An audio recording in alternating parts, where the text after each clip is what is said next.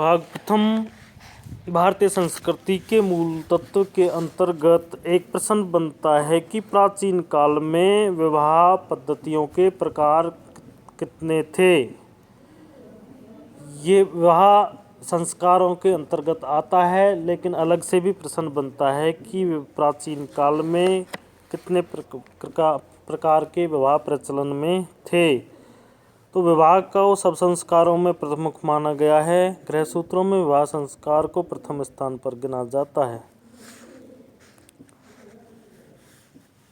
पत्नी को पति का अर्धांश कहा गया है। अथो अर्धो वा एषः आत्मनः यत पत्नी। उपनिषद काल में आश्रम व्यवस्था का सुविकसित रूप गृहस्थाश्रम को विशिष्ट मानता था और गृहस्थाश्रम का प्रारंभ भी एकमात्र विवाह संस्कार से माना जाता था।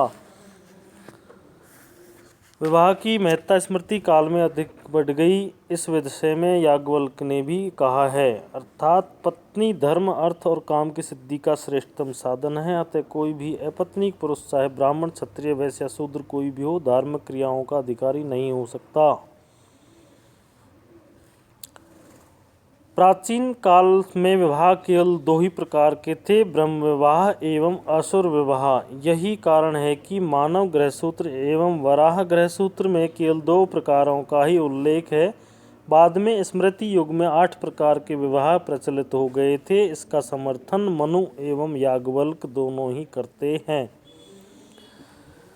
वो 8 प्रकार के विवाह इस प्रकार थे: ब्रह्म विवाह, दैव विवाह, आर्ष विवाह, प्रजापत्य विवाह, असुर विवाह, गांधर्व विवाह, राक्षस विवाह एवं पैशाच विवाह। इनमें प्रथम 4 प्रशस्त अर्थात अच्छे माने जाते थे तथा अंतिम 4 अप्रशस्त अर्थात बुरे माने जाते थे। प्रथम विवाह ब्रह्म विवाह। इस विवाह की विधि में कन्या का पिता स्वयं योग्य वर्ग को आमंत्रित करता था और उसे सत्कार पूर्वक दक्षिणा के साथ यथाशक्ति वस्त्राभूषणों से अलंकृत कन्या का दान करता था, जैसा कि मनु ने भी कहा है। यह विवाह का सबसे श्रेष्ठ एवं सम्मानित स्वरूप था। इसमें धन, कामुकता या बल प्रयोग का कोई स्थान नहीं था। सामाजिक एवं सभ्य रूप में यह संस्कार भारतीय संस्कृति की अनुपम देन है। वेद में सोम व सूर्या के ब्रह्मा विवाह का वर्णन मिलता है, अतः यह विधि ही विवाह की प्राचीन विधि रही होगी। द्वितीय विवाह है दैव विवाह। दैव शब्द का अर्थ स्पष्ट करते हुए आश्वलायन कहते हैं कि ऋत्विजे वितते कर्मणि दधा अलंकृतः स दैवः, अर्थात पुरोहित को यज्ञ आदि कर्म में सेवार्थ यदि कोई पिता अपनी अलंकृत कन्यादान में देता था, पुनश्च पुरोहित बाद में किसी योग्य वर के साथ उसका विवाह कर देता था।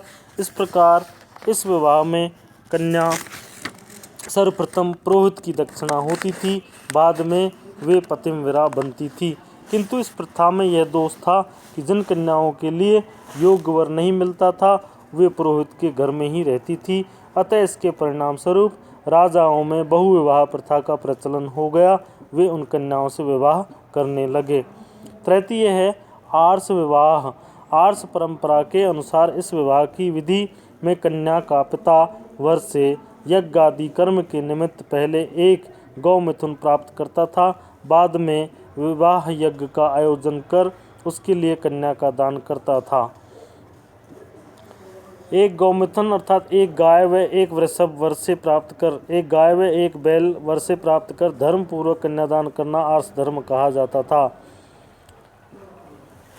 धर्मशास्त्रकारों ने इस प्रक्रिया को में गौमिथुन को शुल्क नहीं माना है, अपितु अर्हण मात्र स्वीकार किया है। वीर मित्रोदय ने इस विषय में और भी स्पष्ट किया है, अर्थात आर्ष विवाह में वर कन्या का संबंध धर्म निमित्त की माना जाता था, लोभ निमित्त नहीं। गौमिथुन का स्वीकरण कन्या के लिए अन्य उपकरण देने में पिता के असमर्थ होने के कारण किया जाता था, क्योंकि बाद में पिता कन्या को विदा करते समय उन्हें वापस लौटा देता था। डॉक्टर राजबली पांडे लिखते हैं कि वैदिक काल की परंपरा के चलते जब तक बाल विवाह का प्रचलन नहीं हुआ था, तब तक संभवतः यही विधि अपनाई जाती रही होगी। चतुर्थ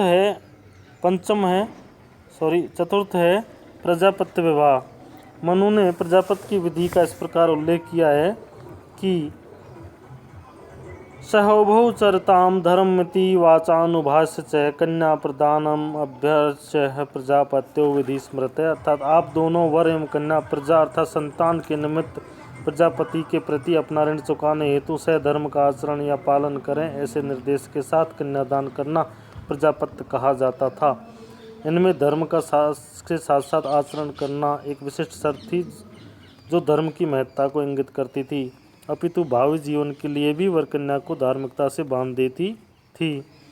इसमें विवाह का मूल उद्देश्य संतान उत्पत्ति स्पष्ट कर दिया गया था।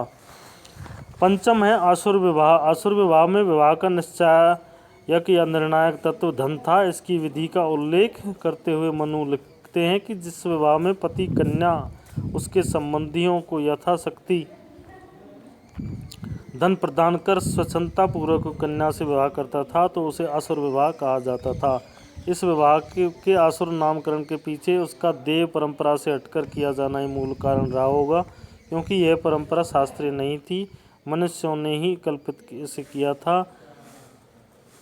आसुर विवाह के संकेत वेदों में भी उपलब्ध होते हैं, अर्थात कितनी ही कन्याएं धन लोभ से किसी भी शक्तिशाली व्यक्ति से विवाह कर लेती थी, चाहे वह अयोग्य ही क्यों न हो। बौधायन ने आसुर विवाह के उपरांत नारी की कृत संज्ञा दी है तथा उसकी निंदा की है, अर्थात धन द्वारा कृत माने खरीदी गई नारी पत्नी का स्थान प्राप्त नहीं करती थी, न उसे देव और पितृ क्रियाओं में भाग लेने का अधिकार था, वह तो एक दासी के समान है, ऐसा विद्वानों ने कहा है। छठा है गांधर्व विवाह। यह विवाह का प्रकार था जिसमें पुरुष और स्त्री परस्पर विवाह का निश्चय कर लेते थे। इसमें माता पिता की भूमिका तटस्थ रहती थी। वर कन्या के बीच इस निश्चय का मूल कारण कामुकता या शारीरिक आकर्षण मात्र होता था, अतः इसे शास्त्रों में अच्छा नहीं माना गया है। आजकल जो लव मैरिज होती है उसी का एक रूप है जो प्राचीन काल में होता था, जब कन्या एवं वर कामुकता के वशीभूत होकर स्वेच्छा से परस्पर संयोग करते थे तो विवाह के उस प्रकार को गांधर्व विवाह कहते थे। अथर्ववेद में गांधर्व पतियों के बारे में उल्लेख मिलता है। जाया इदम वो अप्सरसो गंधर्वा पतयो यूयम।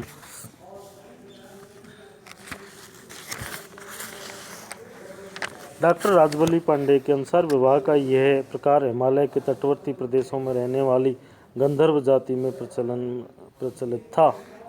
महाभारत ने सर्वप्रथम गांधर्व विवाह का अनुमोदन किया है। सकामाया सकामेन निर्मंत्रः श्रेष्ठ उच्यते, अर्थात यदि सकामा कन्या का सकाम पति के साथ बिना मंत्र की विधि से विवाह हो जाता है तो वह श्रेष्ठ समझा जाता है।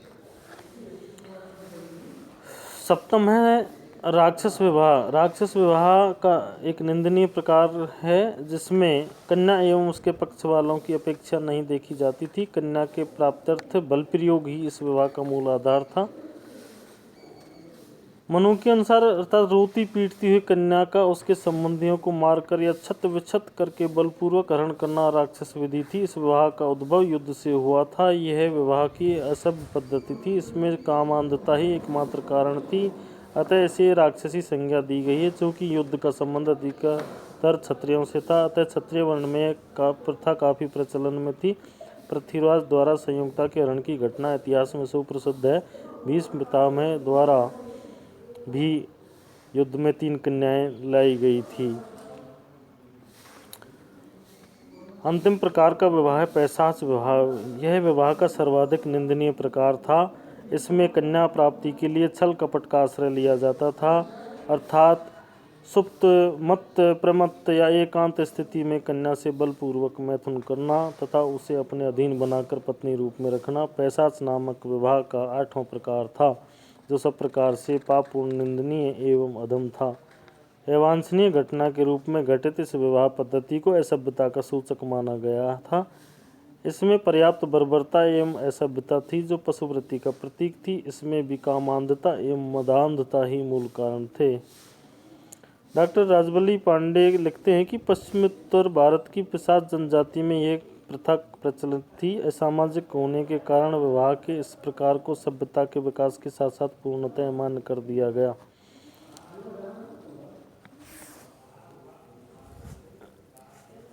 इस प्रकार विवाह संस्कार में पिता कन्यादान का मुख्य अधिकारी था, किंतु कदाचित वह न हो तो परिस्थिति विशेष कन्यादान करना अभिष्ट न हो तो पितामह, भ्राता, सहजातीय या माता को भी कन्यादान का अधिकारी माना गया था।